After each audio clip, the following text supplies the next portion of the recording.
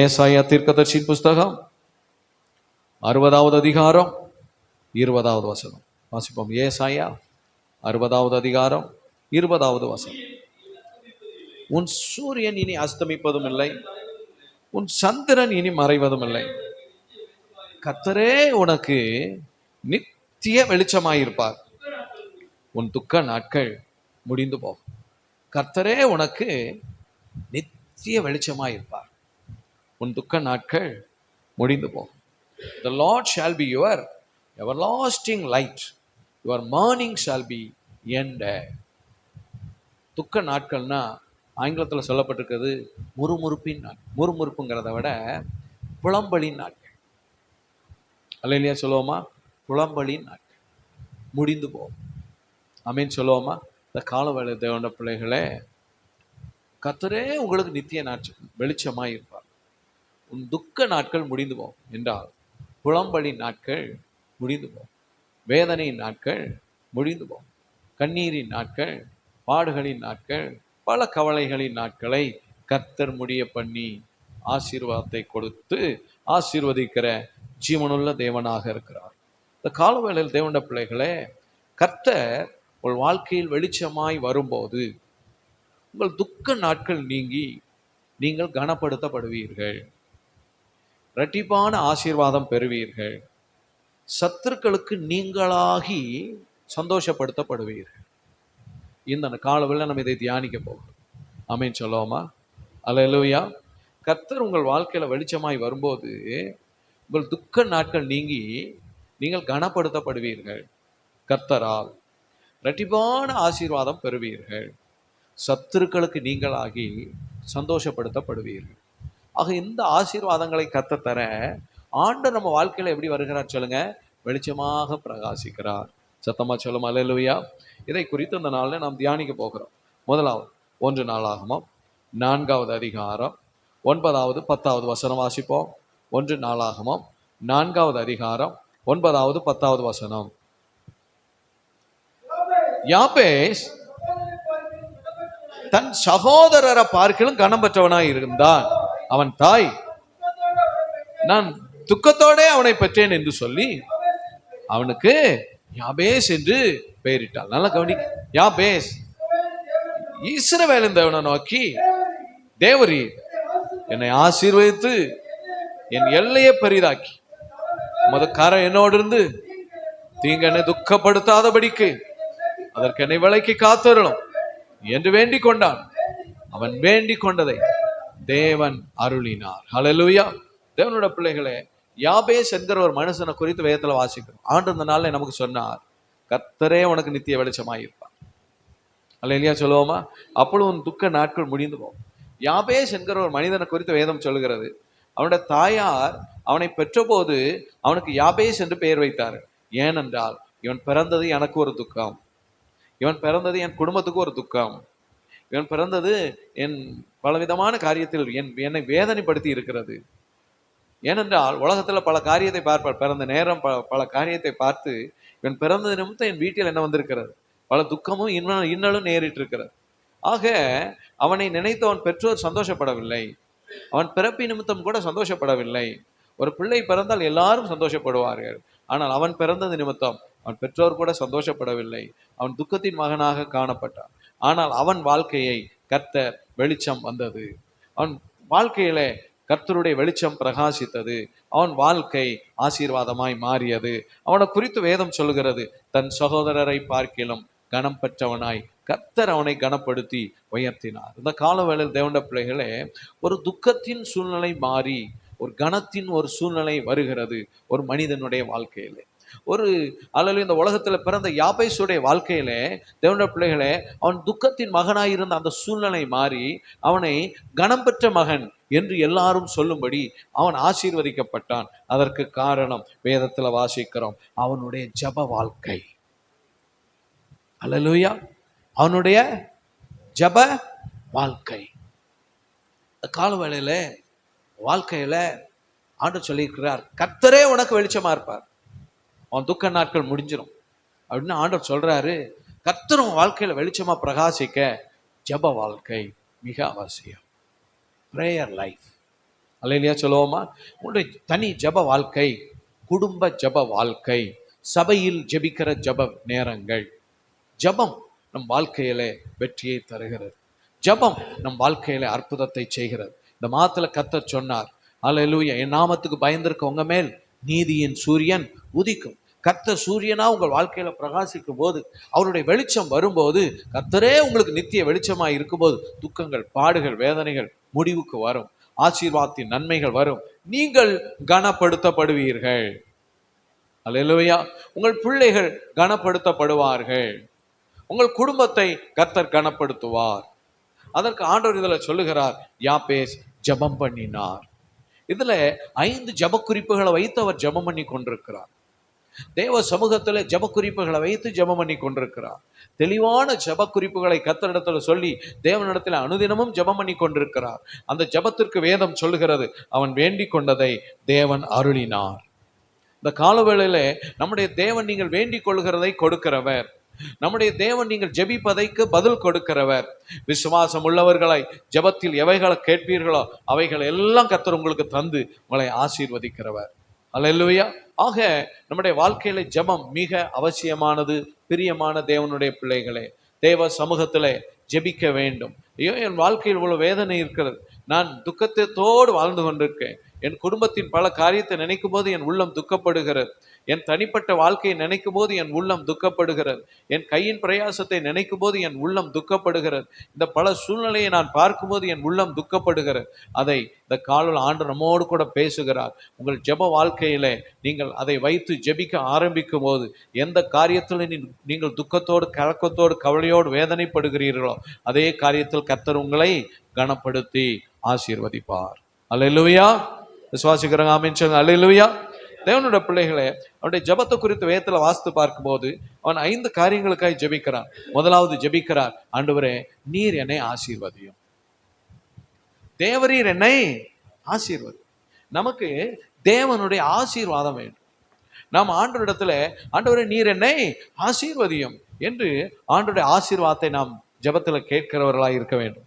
வேதத்திலே ஆதியாகமத்திலே ஒரு மனிதன் இப்படி ஜெபிக்கிறார். ஆதியாகமம் 32வது அதிகாரம் 26வது வசனத்துல யாக்கோபு ஆண்டவர் சமூகத்துல ஜெபிக்கும் போது ஜெபிக்கிறார், ஆண்டவரே அல்லேலூயா, நீர் என்னை ஆசீர்வதித்தால் ஒழிய உம்மை போக விடேன். ஆமென் சொல்லுவோமா? ஸ்தோத்திரம். 26ல வாசிக்கிறோம், அவர் நான் போகட்டும் பொழுது விடுகிறது என்று. அதற்கு அவன், நீர் என்னை ஆசீர்வதித்தால் ஒழிய உம்மை போக விடேன். போராடி ஜெபிக்கிறான். ஆதியாகமம் 32:26. பிரியமான தேவப்பிள்ளைகளே, ஆண்டவரே நீர் என்னை ஆசீர்வதித்தால் ஒழிய நான் இன்றைக்கும் போக விட மாட்டேன். இரவெல்லாம் ஜெபம் பண்ணி கொண்டிருக்கிறான். இரவு முழுவதும் ஜெபம் பண்ணி கொண்டிருக்கிறான். விடாமல் ஜெபம் பண்ணி கொண்டிருக்கிறான். போராடி ஜெபம் பண்ணி கொண்டிருக்கிறான். தேவனோடு போராடி கொண்டிருக்கிறான். ஜெபம் என்பது தேவனோடு போராடுகிற ஒரு காரியம். அவன் போராடி ஜெபித்து கொண்டிருக்கிறான். தேவன் சொல்கிறார், விடு, நான் போகட்டும். அவன் சொல்றான், என்னை ஆசீர்வதிச்சுட்டு போங்க. ஆண்டவர் சொல்றார், நல்லா கவனிக்கீங்களா? அவனை ஆசீர்வதிப்பதற்காக கர்த்தர் அவனை மாற்றுகிறார். அல்லேலூயா சொல்லுவோமா?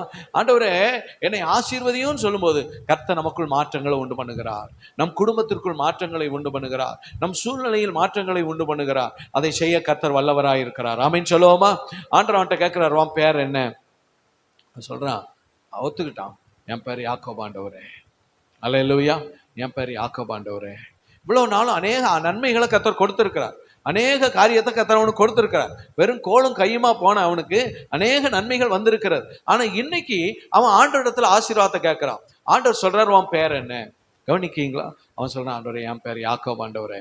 அவன் சொன்ன, இனிமே உன் பேர் யாக்கோபு கிடையாது, இஸ்ரவேல். அவனுக்கு ஒரு அழகான பெயரை அவனுக்கு ஆண்டவர் கொடுக்கிறார்.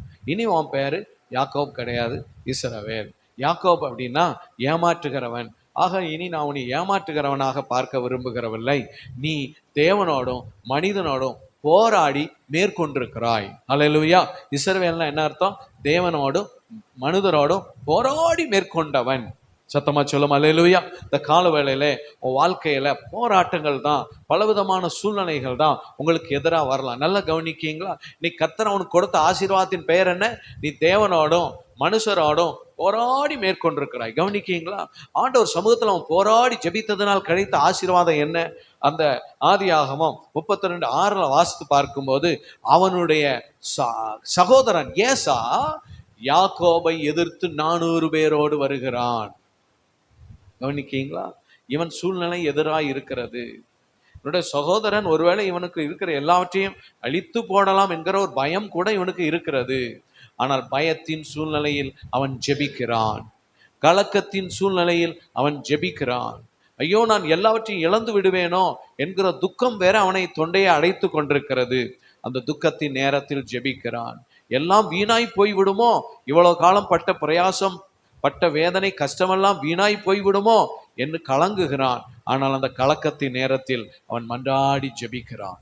தேவனுடைய பிள்ளைகளை, ஆண்டிடத்தில் ஒரு காரியத்தை கேட்கிறான், நீர் என்னை ஆசீர்வதியும். அன்றைக்கு அவனுக்கு ஆண்டவர் இஸ்ரவேல் என்கிற பெயரை வைத்து அனுப்பின போது இவனுக்கு எதிரான சூழ்நிலையையும் கர்த்தர் மாற்றிவிட்டார். இவனுக்கு ஆசீர்வாதத்தின் அனுகூலங்கள் வழி திறந்து விட்டது. கைகள் தட்டி கர்த்தருக்கு ஒரு அல்லேலூயா சொல்லுவோமா? அல்லேலூயா. இந்த கால வேளையில தேவனுடைய பிள்ளைகளே, நாம் தேவ சமூகத்தில் ஜெபிக்கிற உங்கள் ஜெபங்கள் வீணானவைகள் அல்ல.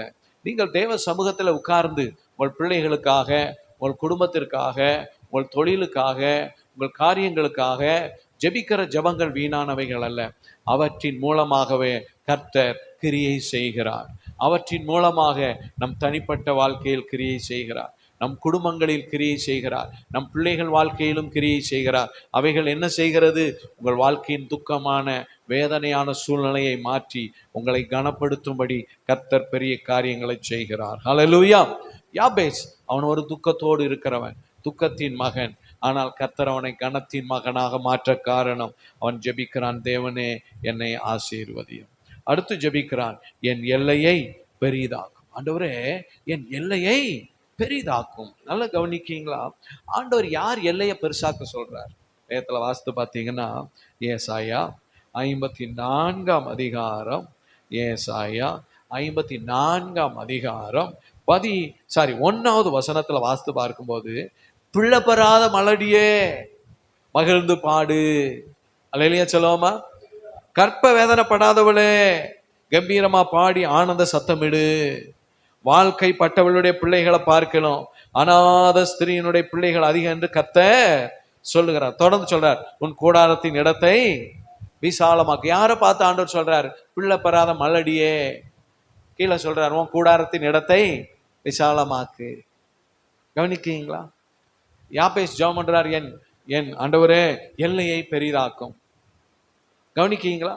ஒண்ணுமே இல்லை, பிள்ளை பெறாத மலடிக்கு எதுக்கு இடத்தை விசாலமாக்கணும் அப்படின்னு நாம நினைக்கலாம்.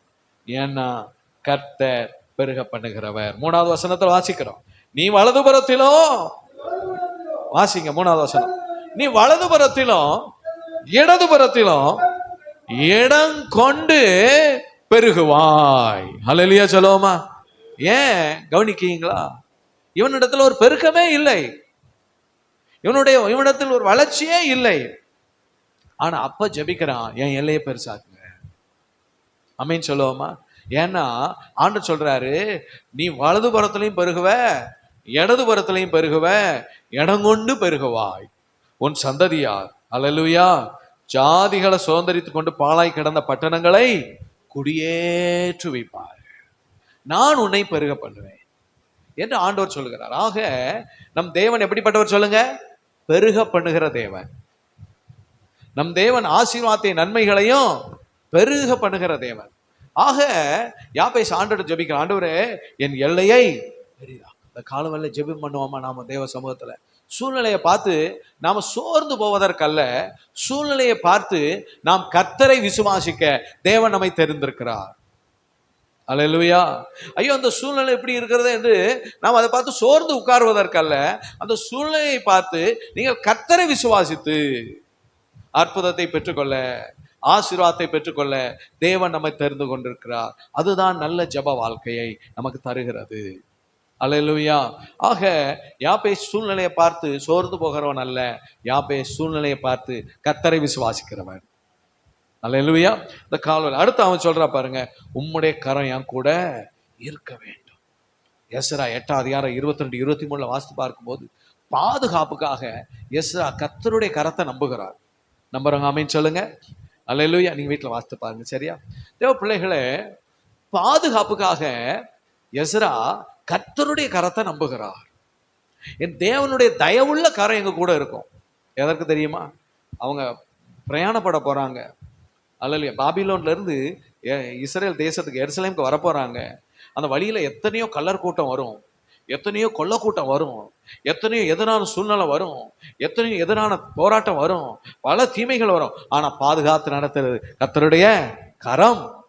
நம்புறவங்க ஆமென் சொல்லும். அல்லேலூயா. ஒவ்வொரு நாளும் எங்கேயோ போயிட்டு வரோம், பைக்ல போறோம், வாகனம் பல விதத்துல போயிட்டு வரோம். ஆனா கர்த்தருடைய யாபேஸ் ஜெபம் பண்ற, ஆண்டவரே உங்க கரம் என் கூட இருக்கணும். அல்லேலூயா. கர்த்தருடைய கரம் உங்க கூட இருக்கிறத ஒவ்வொரு நாளும் நீங்க ஜெபத்துல ஆண்டவரிடத்துல தேடணும். நீங்க தான் என் கூட இருந்து நடத்தணும் ஆண்டவரே. அடுத்தவன் ஜெபிக்கிறான், தீங்கு என்ன துக்கப்படுத்த கூடாது. மத்தேயு 6:13 ஆண்டவர் ஜெபம் பண்ண கற்றுக் கொடுக்கிறார். பரமண்டல ஜெபத்துல, எங்களை சோதனைக்குட்பட பண்ணாமல் தீமை நின்று ரட்சித்துக் கொள்ளும் ஆண்டவரே. இல்லையா சொல்லுமா? பலவித தீமைகள் நம்மை சுற்றி இருக்கிறது. வியாதி, பலவீனம், பொல்லாப்புகள், மனுஷருடைய பலவிதமான சூழ்ச்சிகள், உங்களுக்கு எதிரான பல ஆயுதங்கள். ஆனால் இந்த தீங்கு அணுகாதபடி ஆமென் சொல்லுமா? அடுத்து என்னை துக்கப்படுத்தாதபடி, கீப் மீ ஃப்ரம் கிரீஃப். அந்த துக்கம், மன அழுத்தம், மனவேதனை எல்லாவற்றுக்கும் என்ன செய்து கொள்ளும்? தப்பித்துக் கொள்ளும். ஆமென் சொல்லுவோமா? யாபேஸ் ஜெபம் பண்றார், தீங்கு என்ன செய்யக்கூடாது ஆண்டவரே, வாழ்க்கையில் துக்கம் வராதபடி, துக்கம் நேரிடாதபடி என்னை ஆசீர்வதியும் ஆண்டவரே என்று யாபேஸ் அழுது ஜெபம் பண்றான். கர்த்தர் அவன் ஜெபங்களுக்கு பதில் கொடுத்து கர்த்தர் அவனை கனப்படுத்துகிறார். இந்த கால் எத்தனை பேர் விசுவாசிக்கிறோம்? என் தேவன் என் ஜெபத்தை கேட்டு என்னை ஆசீர்வதிக்கிறவர் என்று கைகள் தட்டி கர்த்தருக்கு ஒரு அல்லேலூயா சொல்லுவோமா? அல்லேலூயா. சீனா தேசத்துல ஒரு மனிதர் போயிருந்தார். அங்கு ஒரு பெரிய கோயில் கொடை மாதிரி ஒன்று நடந்ததாம். விக்கிரகத்துக்காக உருவ வழிபாடு. அந்த விக்கிரகத்துக்கு அப்படி நடக்கும்போது எல்லாம் நடந்ததுதான். பல விதமான காரியங்கள் நடந்தது. அவைகள் எல்லாம் முடிந்த பிறகு கடைசியா ஒண்ணு நடந்தது. என்ன நடந்ததுன்னா, அங்க நிறைய களிமண் உருண்டை வச்சிருந்தாங்க. அந்த களிமண் உருண்டையெல்லாம் வித்தாங்க. அப்போ என்ன அப்படின்னு பார்த்தா, எல்லாரும் அவங்கவுங்க விண்ணப்பத்தெல்லாம் எழுதி கடைசியா எல்லாம் முடிஞ்ச பிறகு அவங்கவுங்க விண்ணப்பத்தை எழுதி அந்த களிமண் உருண்டையில ஒட்டி கரெக்டா அந்த விக்கிரகத்தை நோக்கி குறி பார்த்து எரியணும். இல்லைங்களா? குறி தப்பி போச்சுன்னா ஒண்ணும் அந்த ஜெபம் கேட்காது. கரெக்டா யாரு அது மேல எரியிறாங்களோ, சிலருக்கு போறதுக்குள்ளே இந்த பேப்பர் கீழே விழுந்துடும். ஆனா யாருக்கு அதுல போய் ஒட்டிக்கிட்டு இருக்கோம் அந்த பேப்பரு, அந்த விக்கிரக சிலையில, அப்போ அந்த விண்ணப்பத்துக்கு பதில் கிடைச்சிச்சுன்னு அவங்களுக்கு சந்தோஷம். மக்களுக்கு இருக்கிற நம்பிக்கை பார்த்தீங்களா? மூட நம்பிக்கை. கைவேற்றி அல்லேலூயா சொல்லுவோமா? இயேசு கிறிஸ்து ஒரு நாள் சமாரியா ஸ்திரீ கிட்ட சொன்னார். சமாரியா ஸ்திரீ ஆண்டவர்கிட்ட கேட்டாங்க, ஆண்டவரே நாங்கள் எங்கே போய் ஜெபம் பண்ணணும்? நாங்கள் இந்த மலையில் ஜெபம் பண்ணுறோம், நீங்கள் எருசலேமில் ஜெபம் பண்ணுறீங்க, எங்கே ஜெபம் பண்ணணும், எப்படி ஜெபம் பண்ணணும்? ஆண்டவர் சொன்னார், பிதாவை எங்கும் தொழுது கொள்ளும் காலம் வரும். கை வைத்து அல்லேலூயா சொல்லுவோமா? அல்லேலூயா. கவனிக்கீங்களா? அதில் வேதத்தில் வாசித்து பாருங்க. யோவான் 4வது அதிகாரம் 22வது வசனம். நீங்கள் அறியாததை தொழுது கொள்ளுகிறீர்கள், நாங்கள் அறிந்திருக்கிறதை தொழுது கொள்ளுகிறோம், ஏனென்றால் ரட்சிப்பு யூதர்கள் வழியாய் வருகிறது. ஏசு அழகா சொல்றார் பாருங்க. நீங்கள் அறியாததை தொழுது கொள்ளுகிறீர்கள், நாங்கள் அறிந்திருக்கிறதை தொழுது கொள்ளுகிறோம். இந்த காலவேளையில யாபேஸ் கர்த்தரை அறிந்திருந்தார். அல்லேலூயா. யாபேஸ் கர்த்தரை அறிந்தார். அவர் சூழ்நிலை விரோதமா இருந்தது சரிதான், ஆனா யாபேஸ் கர்த்தரை அறிந்து கொண்டார். கர்த்தரை அறிந்து கொண்ட யாபேஸ் களிமண் உருண்டையை உருட்டி எறிய அல்ல, கர்த்தரிடத்திலே முழங்கால் படியிட்டு மன்றாடி ஜெபம் பண்ணினார். இந்த காலவேளையில நீங்களும் நானும் அறியாத தேவனிடத்தில் அல்ல, நாம் அறிந்திருக்கிற தேவனிடத்திலே மன்றாடி ஜெபிக்க வேண்டும். சத்தமா சொல்லுவோம் அல்லேலூயா. நீங்கள் ஆண்டவரை அறிந்திருக்கிறீர்களா? உங்களுக்கு ஆண்டவருக்கும் ஒரு உறவு இருக்கிறதா? உங்களுக்கு ஆண்டவருக்கு ஒரு தொடர்பு இருக்கிறதா? ஆண்டவரோடு நெருங்கி இருக்கிறீர்களா? அவரோடு முதலாவது நெருங்க வேண்டும். அவருக்கு பிரியமில்லாத பாவங்களை விட்டுவிட வேண்டும். அவருக்கு பிரியமில்லாத அக்கிரமங்களை விட்டுவிட வேண்டும். தீயமைகளை அகற்றிவிட வேண்டும். தேவனோடு நெருங்க வேண்டும். வேதத்தில் இயேசு சொல்லுகிறார், நாங்கள் அறிந்திருக்கிறதை தொழுது கொள்ளுகிறோம். பிதாவை தொழுது கொள்ளுகிறவர்கள் ஆவியோடும் உண்மையோடும் தொழுது கொள்ள வேண்டும். ஆமீன் சொல்லுவோமா? ஆவியில நிரம்பி கருத்தோடு உண்மை ஏனோதானோ என்று அல்ல, எப்படியோ உட்கார்ந்து கொண்டு அல்ல, எப்படியோ இருந்து கொண்டு ஏதோ கடமைக்காக அல்ல, ஊக்கத்தோடு பாரத்தோடு கருத்தோடு ஆண்டவர் சமூகத்தில் நீங்கள் ஜெபிக்கிற ஒவ்வொரு ஜெபத்திற்கும் கர்த்தர் பதில் கொடுக்கிறவர். சத்தமா சொல்லுங்க அல்லேலூயா. ஒன்று, உங்கள் ஜெபத்தை கேட்டு கர்த்தர் உங்களுக்கு பதில் கொடுத்து உங்களை கர்த்தர் கனப்படுத்துவார். உங்கள் துக்க நாட்கள் முடிந்து போகும். விசுவாசிக்கிறவங்க ஆமீன் சொல்லுவோமா?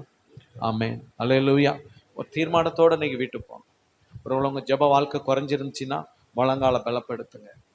காலமே ஜெபிக்காமலே வேலைக்கு போற பழக்கமா இருந்ததுன்னா இன்னைக்கு ஒரு தீர்மானம் பண்ணி எடுங்க. அல்லேலூயா. டெய்லி நான் தேவ சமூகத்துல என் விண்ணப்பங்களை வைத்து ஜெபம் பண்ணுவேன். சில காரியங்களை திட்டமா குறித்து வைத்து ஜெபம் பண்ணுங்க. தேவ சமூகத்துல என்னென்ன காரியத்தை குறித்து உங்களுக்கு விண்ணப்பங்கள் வேண்டுதல் இருக்கிறதோ அதை குறித்து வைத்து பாரமெடுத்து ஜெபியுங்கள். ஏனோ தானோ என்று அல்ல, ஊக்கத்தோடு ஜெபியுங்கள்.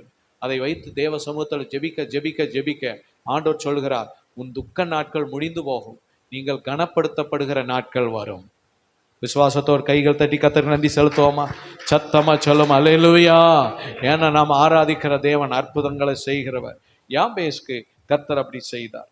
இரண்டாவதாக ஆண்டவர் யோபு வாழ்க்கையில செய்த கிரியைகளை இன்னைக்கு நாம் வாசிக்க போகிறோம். யோபுவின் புஸ்தகம் 2வது அதிகாரம் 13வது வசனம் வாசிப்போம். யோபு 2ஆம் அதிகாரம் 13வது வசனம்.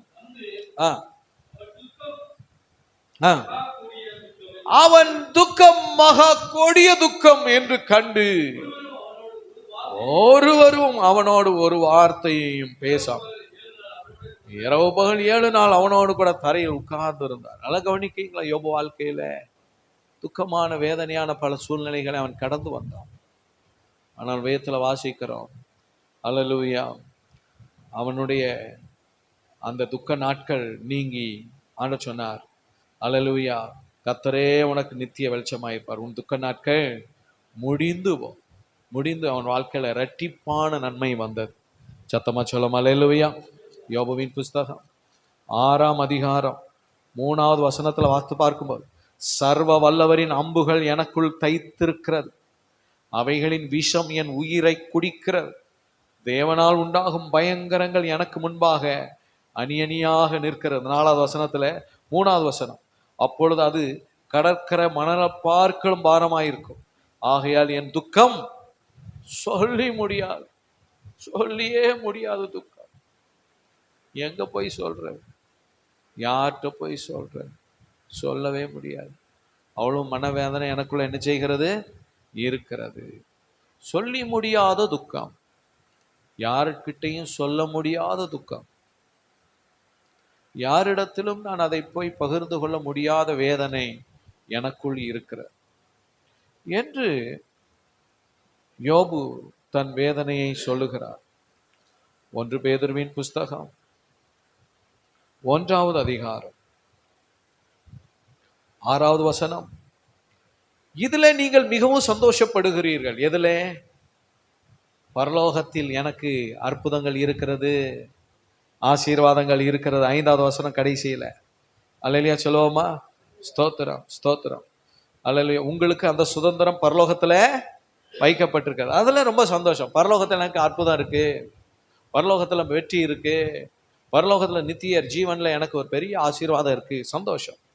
வேதத்துல வாசிக்கிறோம், என்றாலும் துன்பப்பட வேண்டியது அவசியமானதால். கவனிக்கீங்களா? துன்பப்பட வேண்டியது அவசியமானதால். கவனிக்கீங்களா? சில துன்பம் வரத்தானே செய்து. இப்பொழுது கொஞ்ச காலம் பலவிதமான சோதனைகளினாலே துக்கப்படுகிறீர்கள். இப்பொழுது பலவிதமான சோதனை நம் வாழ்க்கையில் வருகிறது. பலவிதமான சோதனை வருகிறது. ஒரு விதமான சோதனை அல்ல, பலவிதமான சோதனை. ஒவ்வொரு மாதிரி சோதனை வருகிறது.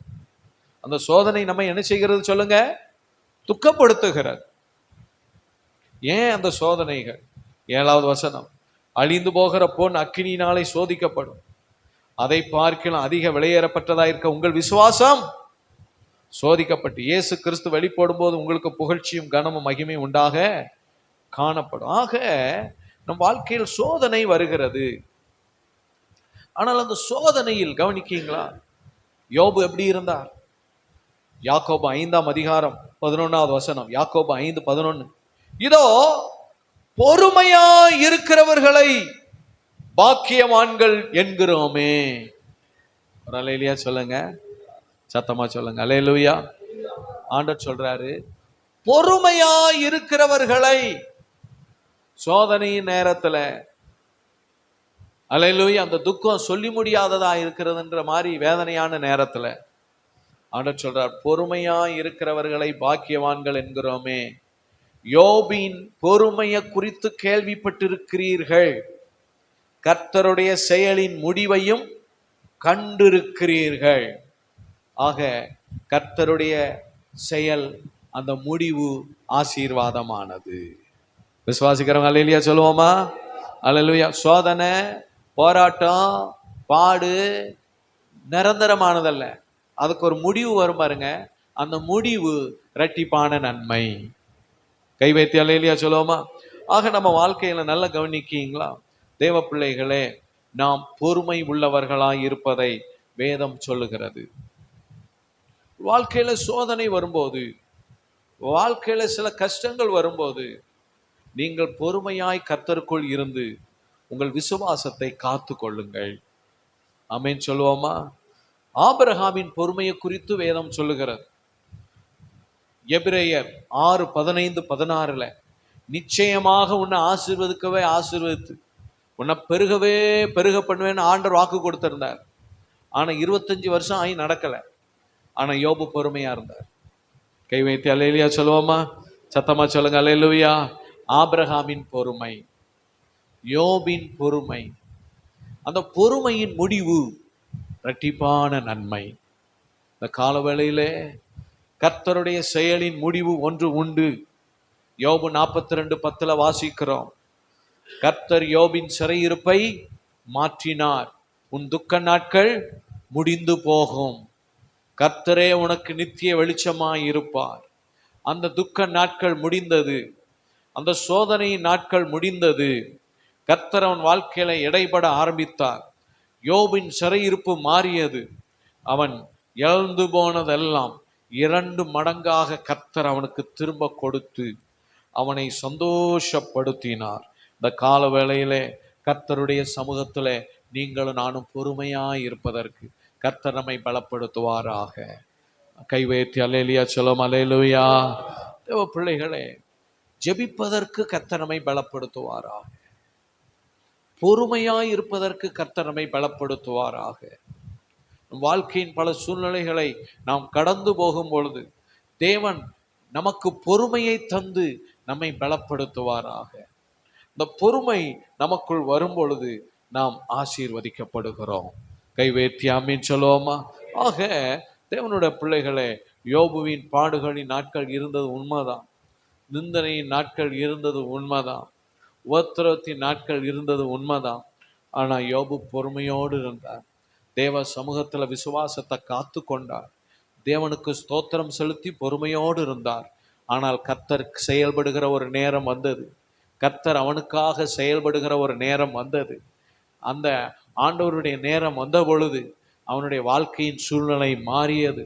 இந்த கால வேளையிலே கர்த்தர் உங்களுக்காக ஒரு காரியம் செய்வார். கர்த்தரின் செயலின் முடிவை கண்டிருக்கிறீர்கள். ஆமென் சொல்லுவோமா? அல்லேலூயா. ஆக ஒன்று, கர்த்தர் ஸ்தோத்திரம் வெளிச்சமாய் வந்து அல்லேலூயா யாபேஸ் வாழ்க்கையில துக்கத்தை நீக்கி கனப்படுத்தினார்.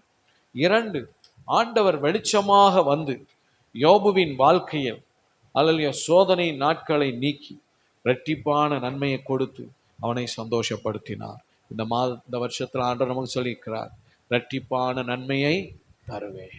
நம்பிக்கையுடைய சிறைகளே, அல்லேலூயா சொல்லுவோமா? நம்பிக்கையுடைய சிறைகளே. சிறையிருப்பின் அனுபவத்தில் இருக்கலாம் ஒரு வேலை, ஆனா நமக்கு நம்பிக்கை இருக்கு ஆண்டவர் மேல. சத்தமா சொல்லும் அல்லேலூயா. அரணுக்கு திரும்புங்கள், இரட்டிப்பான நன்மையை தருவேன். இந்த காலவேளையில இரட்டிப்பான நன்மையை தருகிற கர்த்தர் நம் நடுவில் இருக்கிறார். உற்சாகமா சொல்லும் அல்லேலூயா. கடைசியா ஒரு காரியத்தை நம்ம வாசித்து தியானித்து ஜெபிக்க போகிறோம்.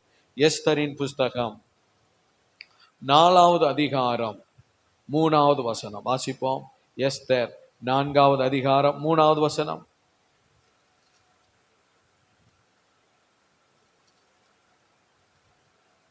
எஸ்தரின் புஸ்தகம் 4வது அதிகாரம் 3வது வசனம். ராஜாவின் உத்தரவும் அவனுடைய கட்டளையும் போய் சேர்ந்த ஒவ்வொரு நாட்டிலும் ஸ்தலத்திலும் உள்ள யூதருக்குள்ளே மகா துக்கமும் உபவாசமும் அழுகையும் புலம்பலும் உண்டாய் ரட்டுடுத்தி சாம்பலில் கிடந்தார்கள். கவனிக்கீங்களா? யூதருக்கு எதிராக ராஜாவின் கட்டளை. அல்லேலூயா. ஆதார் மாதமான 12ஆம் மாதம் 13ஆம் தேதியாகிய ஒரே நாளில் சிறியோர் பெரியோர் குழந்தைகள் ஸ்திரீகள் ஆகிய சகல யூதரையும் அழித்து கொன்று நிர்மூலமாக்க அல்லது அவர்களை கொள்ளையிட தீகளா கட்டளை பிறந்தது. யூதருக்கு எதிராக சத்துருக்கள் எழும்பினார்கள். ஒரு ஆமான் எழும்பினான். அல்லேலூயா சொல்லுவோமா? தேவனோட பிள்ளைகளே, ஆமான் என்றால் யார் சொல்லுங்க? ஆகாகியனாகிய ஆமான். தேவனுடைய பிள்ளைகளே ஸ்தோத்திரம். அவன் ஒரு ஆகாகியன். அதுல 3வது அதிகாரம் ஸ்தோத்திரம் 1வது வசனத்துல வாசித்து பார்க்கும் பொழுது எஸ்தர் 3:1 இந்த நடவடிக்கைகளுக்கு பின்பு ராஜாவாகிய அகாஸ்வேரு அமத்தாவின் குமாரனாகிய ஆமான் என்னும் ஆகாகியனை மேன்மைப்படுத்தி. கவனிக்கீங்களா? ஆகாகியன்னா அமலேக்கியன். ஆண்டவர் சொன்னார், கர்த்தருடைய பிள்ளைகளுக்கும் அமலேக்கியருக்கும் யுத்தம் நடந்து கொண்டே இருக்கும். தேவனுடைய பிள்ளைகளே, இந்த அமலேக்கியனாகிய ஆமான் யூத ஜனத்துக்கு எப்பொழுது எதிராக இருக்கிறவன், தீங்கு செய்யும்படி எத்தனிக்கிறவன். அவன் ஒரு பெரிய அழிவை உண்டு பண்ணும்படி போராடி கொண்டிருக்கிறான். எப்படியாவது இந்த யூத ஜனத்தை அழிக்க வேண்டும் என்று தீர்மானித்து செயல்படுகிறான். அவனால் உண்டாகிற பொல்லாத கிரியைகளை நிமித்தம் யூத ஜனங்கள் துக்கப்படுகிறார்கள். இந்த ஆகாகியனாகிய ஆமானுடைய துர்க்கிரியைகள் இந்த யூத ஜனத்தை வேதனைப்படுத்தி கொண்டிருக்கிறது, யூத ஜனத்தை துக்கப்படுத்தி கொண்டிருக்கிறது. ஆனாலும் கர்த்தர் அந்த துக்கத்தை நீக்கி சந்தோஷப்படுத்தினார். சத்தமா சொல்லும் அல்லேலூயா. எஸ்தரின் புஸ்தகம் 9வது அதிகாரம் 21வது வசனம் வாசிக்கும் போது வாசிப்போம். எஸ்தர் வருஷம் தோறும் ஆதார் மாதத்தின் 14ஆம் 15ஆம் தேதிகளை யூதர்கள் தங்கள் பகைஞருக்கு நீங்களாகி இளைப்பாறுதல் அடைந்த நாட்களாகவும் அவர்கள் சஞ்சலம் சந்தோஷமாகவும் அவர்கள் துக்கம் மகிழ்ச்சியாகவும் மாறின மாதமாகவும் ஆசரித்தார்கள். கை வைத்து அல்லேலூயா சொல்லுங்க. இந்த மாசம் நல்லா கவனிக்கீங்களா? அல்லேலூயா சொல்லுங்க. ஆமா, தேவனுடைய பிள்ளைகளே, சத்துருக்கள் பத்திகளா கர்த்தர் யூதர் தங்கள் பகைஞருக்கு நீங்களாகி இளைப்பாறுதல் அடைந்த நாட்கள், அவர்கள் சஞ்சலம் சந்தோஷமாக மாறின நாட்கள், அவர்கள் துக்கம் மகிழ்ச்சியாக மாறின நாட்கள். காரணம், இந்த ஆகாகியனாகிய ஆமான் யூத ஜனத்துக்கு அழிவை உண்டு பண்ண போராடுகிறான். ஆனால் ஆண்டவர் சொல்லி இருக்கிறார், கர்த்தர் உனக்கு நித்திய வெளிச்சமாயிருப்பார், உன் துக்க நாட்கள் முடிந்து போகும். கை வைத்து அல்லேலூயா சொல்லுவோமா? இந்த ஆமானின் திட்டம் வாய்க்காது, ஆமானின் சூழ்ச்சி வாய்க்காது, அது நிற்காது. அந்த கிரியைகள் என்ன செய்யாது சொல்லுங்க? நிற்காது. கர்த்தர் செய்ய நினைக்கிறது தடைபடாது. விசுவாசிக்கிறாங்க? ஆமேன்னு சொல்லுங்க. அல்லேலூயா. அந்த ஆமான் ஆகாகியன் பெரிய அதிகாரத்துல இருந்தான், சரி ரைட்டு. அவனுக்கு நிறைய பணம் இருக்கு, சரி ரைட்டு. அவனுக்கு எல்லா திறமையும் இருக்கு, சரி ரைட்டு. அவனுக்கு ஆள் பலமும் இருக்கு, எல்லா பலமும் இருக்கு, சரி இருக்கட்டும். ஆனா கர்த்தர் நம்ம பட்சத்துல இருக்கிறார். கைத்தட்டி கர்த்தருக்கு ஒரு அல்லேலூயா சொல்லுங்க சத்தமா. அல்லேலூயா. ஆமா, இந்த கால் எத்தனை பேர் விசுவாசிக்கீங்க? கர்த்தர் உங்கள் பட்சத்தில் இருக்கிறார். அவர் உங்கள் பட்சத்திலிருந்து உங்களை கண்ணோக்குகிறார், உங்கள் வேதனைகளை பார்க்கிறார், உங்கள் கண்ணீரை பார்க்கிறார். உங்களுக்குன்னு ஒரு ரகோபத்தை கர்த்தர் கொடுக்கிறார், ஒரு ஆசீர்வாதத்தின் வழியை கர்த்தர் திறக்கிறார். அல்லேலூயா. ஆமா, தேவ பிள்ளைகளே, ஈசாக்கு தனியாக தான் இருக்கிறார் பெலிஸ்தர் தேசத்துல. அந்த பெலிஸ்தர் அவங்க எல்லாம் அதிகம்தான், அதிகாரம் அவங்களுக்கு தான் இருக்கு. இவங்க ஒரு கிணறு துறவு தோன்னா சண்டை போட்டு ஏசாக்கு உண்டாக்கிட்டாங்க, 2 சித்தனா உண்டாக்கிட்டாங்க. ஆனா கர்த்தர் இவனுக்காக ஒரு ரகோபத்தை வைத்திருக்கிறார். கர்த்தர் தேசத்துல பழுகி பெருகுவதற்கு. விசுவாசத்தோடு சத்தமா சொல்லும் அல்லேலூயா. நாம் ஆராதிக்கிற தேவன் நல்லவர். தேவனோட பிள்ளைகளை, இந்த வேளையில இந்த யூத ஜனங்கள் என்ன செய்யறாங்க பாருங்க. எஸ்தர் எல்லாம் என்ன பண்றாங்க பாருங்க. எஸ்தரின் புஸ்தகம் 4வது அதிகாரம் 14வது வசனம் வாசிப்போம். எஸ்தர் இந்த காலத்துல மௌனமாய் இருந்தால் வேறொரு இடத்திலிருந்து எழும்பும். அப்போ என்ன செய்யக்கூடாது சொல்லுங்க? அமைதியா இருக்க கூடாது. பிரச்சனைன்னு ஒண்ணு எழும்புற மாதிரி தோணுச்சுன்னா, கவனிக்கீங்களா, ஒரு மாதிரி கெட்ட மாதிரி சொப்பனம் வர்ற மாதிரி தோணுச்சுன்னா, குடும்பத்துக்கு விரோதமா ஏதோ போராட்டம் எழும்புற மாதிரி தோணுச்சுன்னா, கையின் பிரயாசத்துல ஏதோ ஒரு இடர்பாடு வர்ற மாதிரி நமக்கே தெரிஞ்சுதுன்னா, ஒரு மாதிரி இருக்கே அப்படிங்கிற மாதிரி உணர்த்துதல் தூண்டுதல் வந்ததுன்னா, நாம சும்மா இருக்கக்கூடாது. கை வைத்து அல்லேலூயா சொல்லுங்க. ஆண்டவர் சொல்றாரு, நீங்க சும்மா இருக்காதங்க. 16வது வசனம், நீர் போய் சூசானில் இருக்கிற யூதரெல்லாம் கூடி வர செய்து 3 நாள் அல்லும் பகலும் புசியாமலும் குடியாமலும் இருந்து எனக்காக உபவாசம் பண்ணி ஜெபம் பண்ணுங்கள். இந்த உபவாசம் பண்ணி ஜெபம் பண்ணும்போது இந்த சத்துருவின் வல்லமை எல்லாம் முறியும் பாருங்க, கட்டெல்லாம் தெரியும் பாருங்க, போராட்டம் விலகும் பாருங்க. சில காரியத்துக்கு உட்காரணும் தேவ சமூகத்துல, ஒரு 3 மணி நேரம் உட்கார்ந்து உபவாசம் பண்ணி, உங்களுக்கு நேரம் இல்லைன்னா எப்படியாவது நேரத்தை ஒதுக்கணும், நைட் நேரமாவது உட்காரணும், உட்கார்ந்து ஜெபம் பண்ணணும், மன்றாடி ஜெபம் பண்ணணும். நம்ம நிறைய பேர் சில நேரம் என்னதான் ஒரு மாதிரி போராட்டம் வந்தாலும் அதை இதை கண்டுக்கிடாம அப்படியே ஓடிட்டு இருப்போம். அது சரி கிடையாது. அவைகளை நம்ம பார்த்த உடனே, அவைகளை அறிந்த உடனே உட்கார்ந்து ஜெபிக்கணும், தேவ சமூகத்துல காத்து இருக்கணும். சில நேரம் உபவாசம் பண்ணி ஜெபிக்கணும். ஏன் உபவாசம் பண்ணி ஜெபிக்கிறோம்? மத்தேயு எழுதின சுவிசேஷம் 17வது அதிகாரம் 21வது வசனம். மத்தேயு எழுதின சுவிசேஷம் 17வது அதிகாரம் 21வது வசனம் வாசிக்கும் பொழுது, இந்த ஜாதி பிசாசு ஜபத்தினாலும் உபவாசத்தினாலும் அன்றி மற்ற எவ்விதத்தினாலும் புறப்பட்டு போகாது என்றார். கவனிக்கீங்களா? சில சத்துருவின் போராட்டம் இந்த ஆகாகியனாகி ஆமானுக்கு பின்னால் இருக்கிற இருளை மேற்கொள்ள, பொல்லாத சத்துருவின் கிரியைகளை முறியடிக்க, இதுல வேதத்துல வாசிக்கிறோம், உபவாசம் பண்றாங்க. இந்த ஜாதி பிசாசு சிலவிதமான போராட்டங்கள், ஜெபம் பண்ணாவே போயிடும், ஆனா சிலவிதமான போராட்டங்கள் உபவாசம் பண்ணி ஜெபம் பண்ணாதான் போகும். அதுக்கு கொஞ்சம் உபவாசம் பண்ணி தேவ சமூகத்துல காத்திருந்து ஜெபிக்க ஜெபிக்க அந்த இருளின் ஆவியின் கிரியைகள் எல்லாம் விலகும். இருள் பாருங்க, இருளின் ஆவிகள் போராடும் பாருங்க. இந்த இருளின் ஆவிகள் சில காரியத்துல அழிவை உண்டு பண்ணும்படி போராடும். அந்த இருளின் ஆவிகள் நம்ம நிம்மதியை கெடுக்கும்படி போராடும். அந்த இருளின் ஆவிகள் ஜெபத்தை தடை பண்ணும். அந்த இருளின் ஆவிகள் பாவ சோதனைகளை கொண்டு வரும்.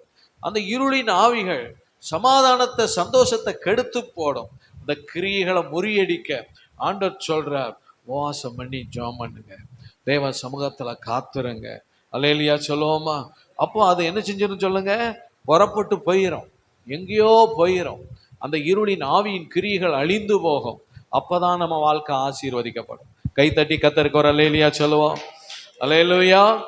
கடந்த 12 மணி நேரம் உபவாச ஜபத்துல ஒரு வார்த்தை படிச்சோம் நாங்க. அதுல ஏசாயா 27ஆம் அதிகாரம் 1-2 வசனத்தை நம்ம வாசித்து பார்க்கும்போது, அக்காலத்துல கர்த்தர், ஏசாயா 27:1-2, அக்காலத்துல கர்த்தர் லிவியாதான் என்னும் நீண்ட பாம்பை, கவனிக்கீங்களா?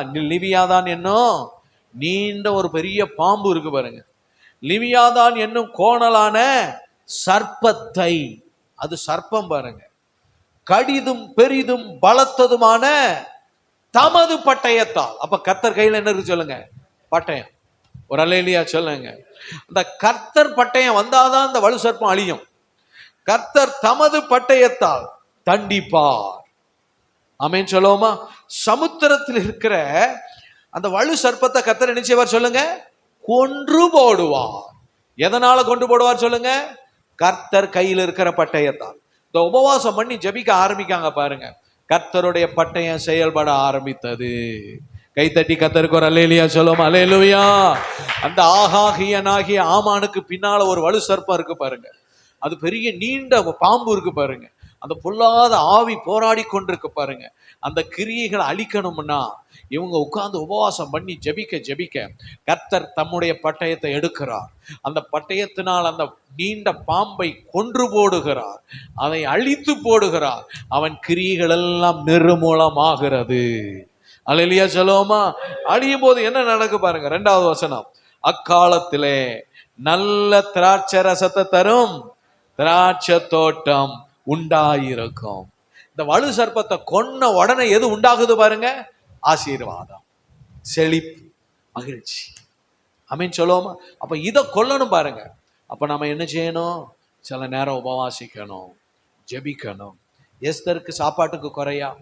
எஸ்தர் சாப்பிடலன்னா 1000 பேருக்கு பதில் சொல்லணும். அல்லேலூயா சொல்லுவோமா? நம்ம வீட்டில் சாப்பிடலன்னா 2 பேருக்கு பதில் சொன்னா போதும். எஸ்தர் சாப்பிடலன்னா எத்தனை பேருக்கு பதில் சொல்லணும்? ராஜாத்தி அம்மா ஏன் இன்னைக்கு காலைல சாப்பிடல? 1000 பேருக்கு பதில் சொல்லணும். அல்லேலூயா சொல்லுவோமா? அந்த அம்மா 3 நாள் சாப்பிடல, எத்தனை பேருக்கு பதில் சொல்ல? எத்தனை பேருக்குனாலும் பதில் சொல்லட்டும், நாம சாப்பிடக்கூடாது. அந்த அம்மா உட்காந்துட்டாங்க. அல்லேலூயா சொல்லுவோமா? ஐயோ, விதவிதமான சாப்பாடா வருமே, என்ன விதமா வந்தாலும் பரவாயில்ல, 3-4 சாப்டர் அதெல்லாம் ஸ்டாப் பண்ணிடு. அல்லேலூயா சொல்லுவோமா? ருசியான பதார்த்தங்கள் வருமே, கொஞ்ச நாளைக்கு அந்த ருசியை கண்ட்ரோல் பண்ணு. சத்தமா சொல்லுவோமா? அல்லேலூயா. ஸ்தோத்திரம். யாராவது அங்க இந்த அம்மாவை தனியா கவனிக்கணும்னு மெடிக்கல் ஆபீசர்லாம் இருந்திருப்பாங்களா? இருக்க மாட்டாங்களா? வந்திருப்பாங்க. அம்மா நீங்க சாப்பிடாம இருந்தா சும்மாவே உடம்பு வீக்கா இருக்குமா, அப்படி ஆயிரு இப்படி ஆயிருன்னு வந்து சொல்லியிருப்பான் டாக்டர்லாம் வந்து. அந்த அம்மா சொன்னாங்க, எப்படி ஆயிட்டு போகுது, என் தேவ சமூகத்தில் நான் ஜெபிக்க போறேன். கை வைத்தி அல்லேலூயா சொல்லுவோமா? ஏன்னா ஜெபம் போட்டாதான் இந்த வலு சர்ப்பம் என்ன செய்யும்? அடங்கும். ஆமென் சொல்லுவோமா? இந்த வலு சர்ப்பம் மிதிக்கப்படும். ஆண்டவர் சொன்னார், சர்ப்பங்களையும் தேள்களையும் மிதிப்பீர்கள். எப்படி சொல்லுங்க? ஜெபிக்கணும். சத்தமா ஆமென் சொல்லுவோமா? இந்த பிசாசு நம்மளை ஜெபிக்க விட மாட்டான். ஆனா நீங்க ஜெபிக்க ஆரம்பிச்சிட்டீங்கன்னா அவனை மிதிச்சிருவீங்க, அவனை நசுக்கிடுவீங்க, அவனை மேற்கொண்டுருவீங்க. ஒரு நல்ல திராட்சை தோட்டம் உங்களுக்காக உண்டாகும். அல்லேலூயா சொல்லுவோமா? இந்த நல்ல திராட்சை தோட்டத்தை கர்த்தர் உங்களுக்கு உண்டாக்கி கொடுப்பார். உண்டாக்கி கொடுக்கும்போது 3, கர்த்தராகிய நான் அதை காப்பாற்றி அடிக்கடி அதற்கு தண்ணீர் பாய்ச்சி ஒருவர் அதை சேதப்படுத்தாதபடி அதை இரவும் பகலும் காத்து கொள்வேன். இந்த நல்ல திராட்சை தோட்டம் வர்றதுக்கு எது கொல்லணும் சொல்லுங்க? இந்த வலு சர்ப்பத்தை கொல்லணும். அதுக்கு நாம என்ன செய்யணும்னு சொல்லுங்க? ஜெபிக்கணும். இந்த ஜாதி பிசாசு ஜெபத்தினால உபவாசம் பண்ணி சில நேரம் ஜெபம் பண்ணும்போது கர்த்தர் அந்தகார கிரியைகளை அழிப்பார், சாத்தானின் வல்லமைகளை முறிப்பார், இருளின் ஆயுதங்கள் நிர்மூலமாகும். கை வைத்து சத்தமா சொல்லும் அல்லேலூயா. பாருங்க, இந்த ஆமான் பல பிளான் பண்ணி பல காரியம் செஞ்சிட்டு இருக்கான். இந்த ஆமான் காலை தள்ளமாடுது. அவன் நினைச்சது ஒன்று, நடக்கிறது ஒன்று. ஹல்லேலூயா. ஏன்னா இப்போ அவனுக்கு பின்னாடி இருக்கிற வலு சர்ப்பம் செயலற்று போய்விட்டது. அவனுக்கு பின்னால் இருக்கிற கிரியைகள் அழிக்கப்பட்டு விட்டது. சத்தமா சொல்லுவோமா? ஹல்லேலூயா. அவன் ஒரு ஹல்லேலூயா தூக்கு மரத்தை உண்டாக்குனா அதில் அவனை பிடிச்சி தூக்கி போடுறாங்க. என்னையா இது அப்படின்னு அவனுக்கே குழப்பமா இருக்கு. காரணம் எது நடக்குது சொல்லுங்க? ஜபம் கிரியை செய்கிறது. கர்த்தர் தம்முடைய பட்டயத்தை என்ன செய்துட்டார் சொல்லுங்க? தூக்கிட்டாரு. அல்லேலூயா சொல்லுங்க. கர்த்தர் தம்ம பட்டயத்தை பகையில பிடிச்சு நிக்கிட்டு இருக்காரு. அப்ப என்ன நடக்கும்? மாறிதான் நடக்கும். காரியம் மாறுதலாய் முடிந்தது. சத்தமா சொல்லுவோம் அல்லேலூயா. இந்த கால வேளையில அது மாத்திரம் அல்ல, அந்த 4ஆம் அதிகாரத்துல 16வது வசனத்துல நாம வாசித்து பார்க்கும்போது ஆமென், அந்த அம்மா சொல்லுவாங்க, உபவாசம் பண்ணுங்க, நானும் என் தாதிமார் உபவாசம் பண்ணுவோம். இவதமா சட்டத்தை மீறி. ராஜா சட்டம் என்ன? அவர் கூப்பிடாம போகக்கூடாது. போனா அவர் அந்த செங்கோலை நீட்டணும், இல்லைன்னா அவங்க யாரா இருந்தாலும் கொன்றுவாங்க. அதான் சட்டம். ஆனா இந்த அம்மா சட்டத்தை மீறி அவர் செங்கோலை நீட்டலாம இருந்து, நான் என்னைய கொன்னு போட்டாலும் பரவாயில்ல, அல்லேலூயா, நான் பிரவேசிப்பேன், ராஜாவின் இடத்தில் போவேன், நான் செத்தாலும் சாகிறேன். தேவனுக்கான ஒரு வைராக்கியம். கை வைத்து அல்லேலூயா சொல்லுவோமா? தேவ பிள்ளைகளே, சில நேரம் நமக்கு தேவனு மேல ஒரு வைராக்கியம் இருக்கணும். ஆமென், அல்லேலூயா. தேவன் மேல ஒரு வைராக்கியம் நமக்கு இருந்தாதான் நம்ம வெற்றி பெற முடியும். நடக்கிறது நடக்கட்டும் அப்படின்னா நம்ம ஒன்றும் செய்ய முடியாது. தேவன் மேல ஒரு வைராக்கியம் வைக்கணும். ஆண்டவர் எனக்கு இதை செய்தே ஆகணும், இந்த காரியத்துல விடுதலை பெறணும் என்று தேவன் மேல ஒரு வைராக்கியம் வைத்து நம்ம போராடி எழும்பி நிக்கலன்னா அதை முறியடிக்க முடியாது. ஆக செத்தாலும் சாகிறேன். வெளிப்படுத்தல் 12:11 வாசிக்கிறோம். அல்லேலூயா. தங்கள் ஜீவனையும் பாராமல், அல்லேலூயா சொல்லுவோமா, தங்கள் ஜீவனையும் பாராமல். வாசிக்கலாம் முடிந்தா வெளிப்படுத்தின விசேஷம் 12வது அதிகாரம் 13. 11. மரணம் நேடுகிறதா இருந்தாலும் அதற்கு தப்பும்படி தங்கள் ஜீவனையும் பாராமல். அல்லேலூயா சொல்லுவோமா. கர்த்தருக்காக சில காரியங்கள்ல நீங்க முன்னெடுத்து வைக்கும்போது, சில முயற்சிகளை எடுக்கும்போது பயத்தை உண்டாக்குவான் சாத்தான். இது இப்படி ஆயிருமோ, அது அப்படி ஆயிருமோ என்கிற பயம் வரும். பயப்படக்கூடாது. நீங்க தைரியமா முன்னால காலை வச்சிட்டீங்கன்னா ஆண்டவர் உங்களுக்காக செயல்படுவார். கர்த்தருடைய வல்லமை உங்களுக்காக வெளிப்படும். எந்த குறிப்பிட்ட நாளில் யூதர்களை அழிக்க ஆமான் செயல்பட்டு திட்டமிட்டு கொண்டிருந்தானோ அதே நாட்களில் கர்த்தர் தம்முடைய ஜனத்திற்காக பட்டயத்தை உருவினவராய் செயல்படுகிறார். கை வைத்து அல்லேலூயா சொல்லுவோமா. காரியம் மாறுதலாய் முடிந்தது. சத்துருக்களுக்கு நீங்களாகி சந்தோஷப்படுவீர்கள். அல்லேலூயா சொல்லுவோமா. ஒன்று, ஆண்டவர் உங்கள் வாழ்க்கையில, கர்த்தர் உங்கள் வாழ்க்கையில வெளிச்சமாக உதிக்கும் போது, ஒன்று, உங்கள் வாழ்க்கையில துக்கம் நீங்கி நீங்கள் கனப்படுத்தப்படுவீர்கள். யாபேசை போல துக்க நாட்கள் முடியும், நீங்கள் கனப்படுத்தப்படுவீர்கள். காரணம், உங்கள் ஜெபத்திற்கு பதில் கிடைக்கும். ஆமென் சொல்லுவோமா.